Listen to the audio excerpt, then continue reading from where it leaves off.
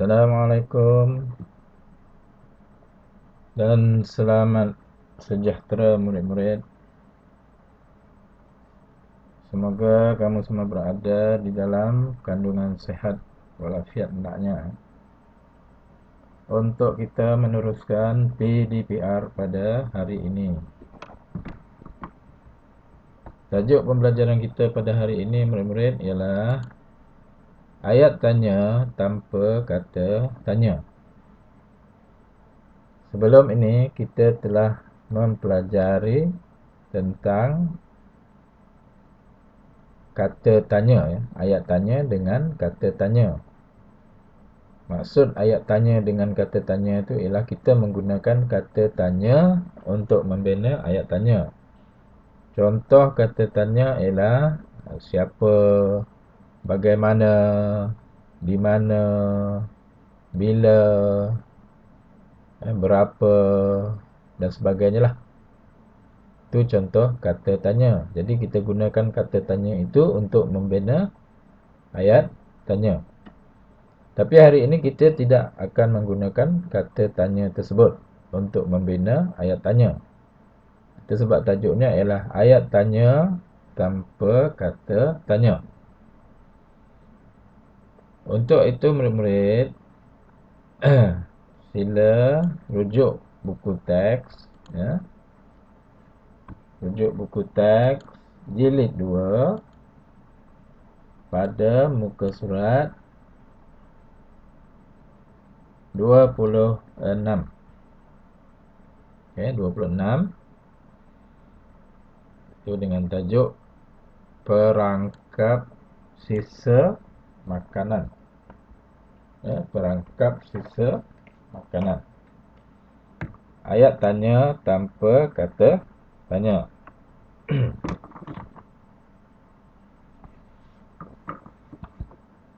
Jadi di bawah itu dalam info bahasa tersebut ada diterangkan, ya, apakah yang dimaksudkan dengan ayat tanya. Okay, kita lihat sama-sama. Ya, ayat tanya tanpa kata tanya ialah ayat tanya yang tidak menggunakan kata tanya seperti berapa, bila, bagaimana, mengapa, siapa, apa dan mana. Ya. Dan intonasi ayat tanya jenis ini lazimnya diucapkan dengan nada suara tinggi sebelum senyap pada akhir ayat. Jadi ya, intonasi ini turun tinggi rendahnya suara, ya. Ayat tanya, ya, intonasi ayat tanya jenis ini, ya, yang tanpa menggunakan kata tanya tadi biasanya diucapkan dengan nada suara yang tinggi. Okay, contohnya, itu makcik kamu, mereka berada di kantin. Bolehkah saya menolong makcik? Okay, itu contohlah. Jadi kita lihat tajuk perangkap sisa makanan, ya. Perangkap sisa makanan ini berada di biasanya di dapur lah, iaitu di bahagian sinki. Ni tunjuk kat sinki ni kan. Okey. Kita lihat perbualan Makcik Siti itu ibu saudara Nabila dengan Nabila, ya. Makcik Siti ibu saudara Nabila, beliau pengusaha kantin di sekolah Nabila. Selepas waktu persekolahan, Nabila membantu makciknya di kantin. Okay, jadi makcik Siti ini ialah ibu saudara Nabila. Ya, membuka kantin, tokek kantin di mana Nabila bersekolah lah. Jadi selepas waktu persekolahan, Nabila akan membantu makciknya, ya, di kantin. Okey, kita lihat perbualan mereka. Nabila, ya. ini alat perangkap sisa makanan, makcik? Makcik dia jawab, ya, Nabila, ini alat perangkap sisa makanan. Kemudian Nabila tanya lagi, alat ini disambung terus ke sinki? Ya. Dan makcik Siti jawab, benar, Nabila. Alat ini disambung terus pada sinki. Jadi kalau kita lihat tadi ya, murid-murid ya, pertanyaan Nabila tadi tidak diikuti dengan kata tanya. Kata tanya ya, bila, siapa, di mana dan sebagainya lah. Tidak ada menggunakan kata tanya di sini ya. Ini tak ada kata tanya sini. Sini pun tak ada kata tanya. Okey, kita lihat seterusnya. Banyakkah faedahnya? Banyakkah faedahnya? Ni ya. Di sini pun tidak ada kata tanya. Dalam ayat tanya ni tak ada kata tanya. Macam mana kita nak tahu ianya ayat tanya? Dia mesti ada tanda tanya ini. Yang macam telinga ini. Itu menunjukkan ayat tanya. Kalau tidak ada tanda itu, bukannya ayat tanya.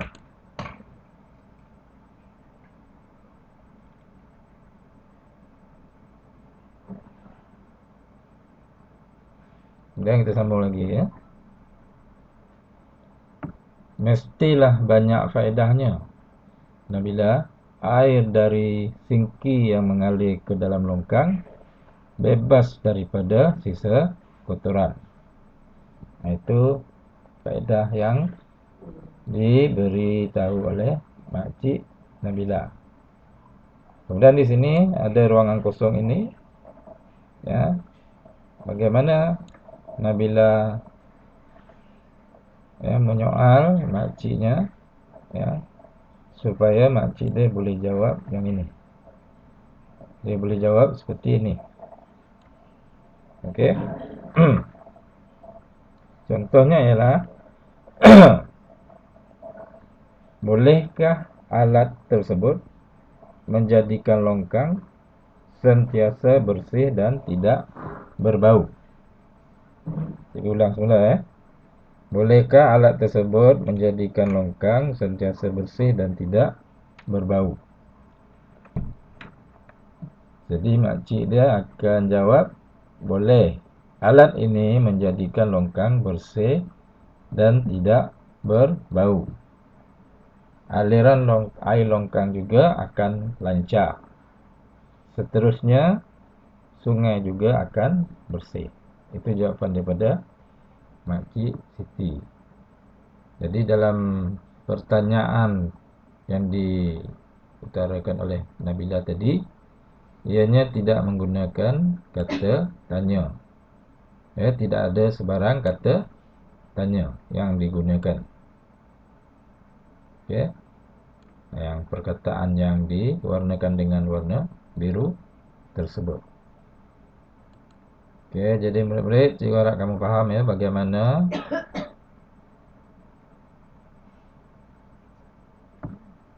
bagaimana yang dikatakan ayat tanya tanpa menggunakan kata tanya. Okey.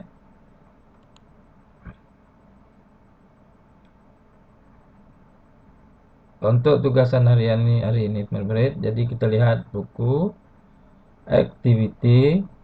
Cuba lihat buku aktiviti jilid 2, muka surat.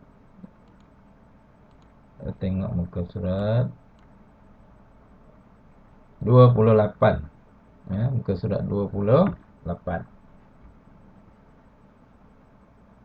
Jadi dalam buku aktiviti tersebut, kamu diminta untuk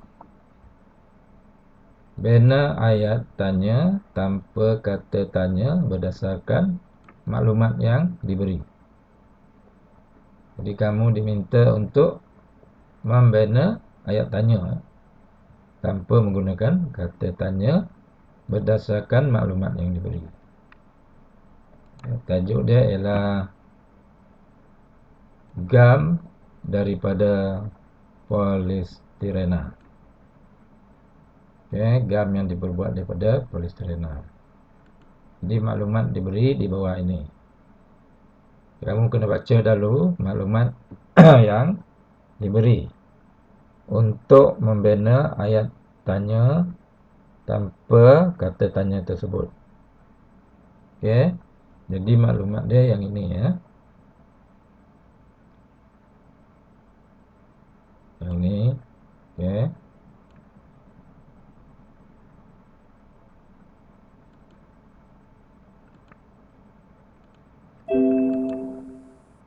Yang ini. Yang ini. Yang ini. Dan yang ini. Dan yang ini ya. Ini maklumat untuk kamu membina ayat tanya. Contoh nombor 1 tu telah diberi. Ya, kayu dan plastik boleh dilekatkan menggunakan gam polistirena. Ini berdasarkan maklumat yang diambil daripada ini. Ya, ini maklumat dia. Boleh digunakan untuk melekatkan kayu dan plastik. Kayu dan plastik boleh dilekatkan menggunakan gam polistirena. Itu soalan dia. Di sini kita lihat tidak ada ya contoh ni. Tidak menggunakan kata tanya. Okey. Jadi cikgu ingin memudahkan kamu. Sebelum kamu menjawab dalam buku aktiviti ini, kamu jawab dahulu secara online ya. Kamu kena jawab dahulu secara online. Okey, yang ini. Ini ya. Dalam live worksheet.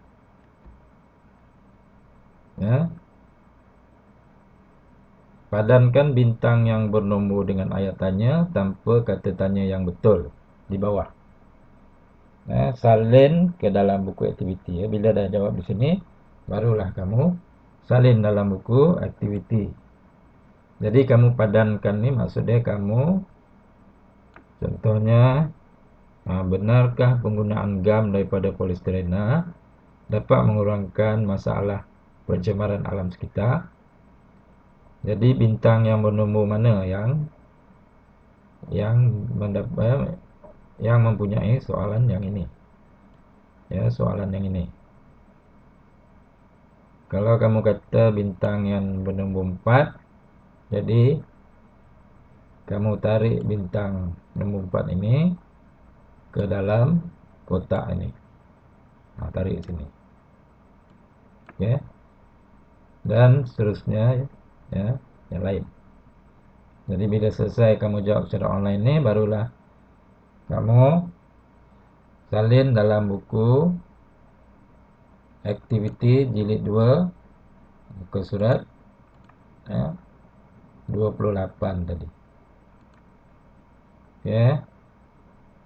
Jadi cikgu rasa murid-murid untuk hari ini setakat ini saja pembelajaran kita, dan cikgu harap kamu dapat memahami apa yang kita pelajari pada hari ini dan membuat tugasan yang cikgu beri. Sekian, terima kasih. Assalamualaikum warahmatullahi wabarakatuh.